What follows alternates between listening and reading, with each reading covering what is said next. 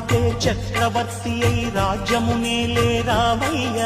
తండ్రి మాటకై పదవిని బదలి అడవులకేగెనయా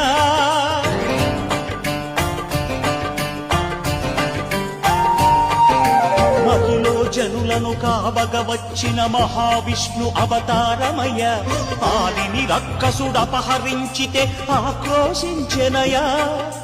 అసురుని త్రుంచి అమ్మను తెచ్చి అగ్ని పరీక్ష విధించెనయ సాగలి నిందకు సత్యము చాటగ కులసతినే విడనాడెనయ నా రాముని కష్టం లోకంలో ఎవరూ పడలేదయ్యా